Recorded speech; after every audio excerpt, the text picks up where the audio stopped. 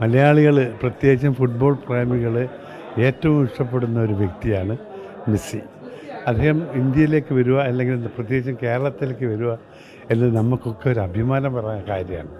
അതിന് ശ്രമിച്ച reporter TV MD mister ആൻഡോ വളരെ ത്യാഗം ചെയ്തിട്ടാണ് ഈ കാര്യങ്ങൾ ചെയ്തത്. അവസാനം അത് വല്ലാത്തൊരു ഘട്ടത്തിലെത്തിയപ്പോഴാണ് ഞാൻ ഈ കാര്യം അറിഞ്ഞ് ഞാനതിന് മാക്സിമം എന്നാൽ സാധിക്കുന്ന ഹെൽപ്പുകളൊക്കെ അവസാനം ചെയ്യേണ്ടി വന്നത്.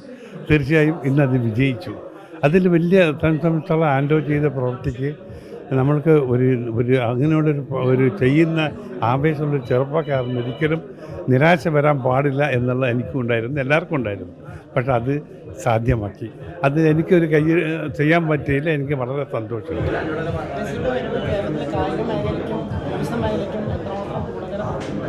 മെസ്സിൻ്റെ അത് കാരണം മെസ്സിൻ്റെ കൂടെ ഒരു ഫോട്ടോ എടുക്കുക 25 ലക്ഷം രൂപ ചോദിക്കുന്ന ഒരു കാലഘട്ടമാണിത്.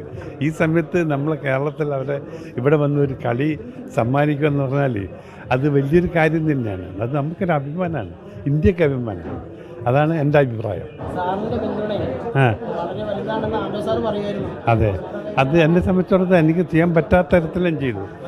ഞാൻ ചെയ്യാൻ പറ്റില്ല എന്ന് വിചാരിച്ചാണെങ്കിലും അത് എന്തോ ഒരു ദൈവാധീനത്തിൽ എനിക്ക് ചെയ്ത് കൊടുക്കാൻ പറ്റി.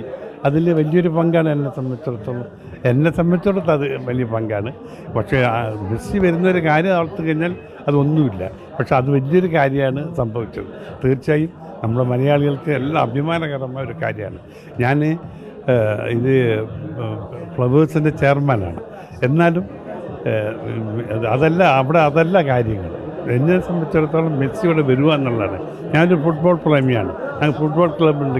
അത് 2 പ്രാവശ്യം ഞങ്ങൾ ചാമ്പ്യനായ ഒരു ഗ്രൂപ്പാണ്. അപ്പോൾ അങ്ങനെയുള്ള സമയത്ത് കേരളത്തിലെ ജനങ്ങൾ എത്രത്തോളം ഫുട്ബോളിനെ പ്രേമിക്കുന്നതും ബഹുമാനിക്കുന്നുണ്ടെന്ന് എനിക്ക് നല്ലപോലെ അറിയാം.